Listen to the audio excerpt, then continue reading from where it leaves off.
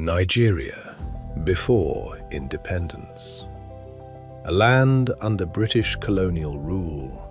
Poverty was widespread, education was limited, and millions of Nigerians had little control over their future. But from Ikenne emerged a man whose ideas would shape modern Nigeria. That man was Obafemi Awolowo. Born on March 6, 1909, Awolowo grew up in hardship after losing his father at a young age. He worked as a teacher, clerk, typist, and trader while struggling to continue his education. But through every challenge, one belief guided him: education could transform society. In the 1940s, Awolowo traveled to London to study law.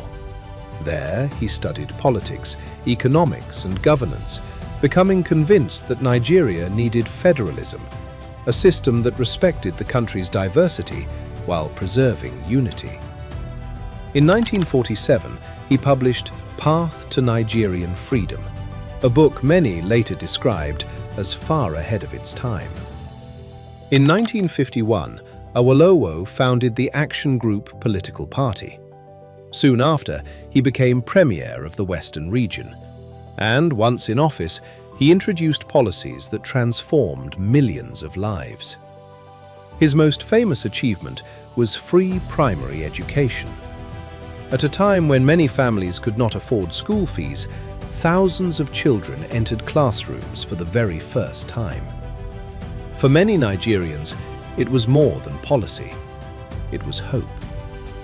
Under his leadership, the Western region also witnessed rapid growth in healthcare, infrastructure, agriculture, and broadcasting. Awolowo believed government existed to improve the lives of ordinary people, and he governed with that philosophy. But by the early 1960s, Nigeria's politics had become deeply unstable. Internal crises within the Action Group escalated into major political conflict. Awolowo was later accused of plotting to overthrow the federal government. In 1963, he was convicted of treasonable felony and sentenced to prison. For supporters, the charges were politically motivated. For critics, it marked the fall of a powerful opposition leader. But prison did not destroy his influence. Then came military coups and civil war. Awolowo was released from prison and appointed Federal Commissioner for Finance under General Yakubu Gowon during the Nigerian Civil War. His wartime policies remain debated to this day. Some praised his economic discipline, others criticized aspects of the war strategy and its humanitarian consequences. Yet his influence on Nigeria remained undeniable. When civilian rule returned in 1979, many believed Awolowo would finally become president. He campaigned on free education, free healthcare, rural development, and economic reform. But despite his popularity, he lost the election. Then he contested again in 1983 and lost once more. Yet, even in defeat, his ideas continued to inspire millions, because ideas often outlive elections.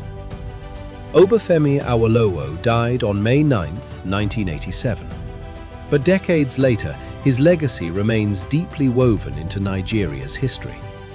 Today, institutions like Obafemi Awolowo University bear his name. To many Nigerians, he remains a symbol of visionary leadership, progressive governance, and the belief that education is the foundation of national development. He never became president, but history remembers more than titles. History remembers impact. And in the story of Nigeria, few names echo louder than Obafemi Awolowo. The children of the poor you failed to train will never let your children have peace. Words spoken decades ago, yet words that still echo across Nigeria today.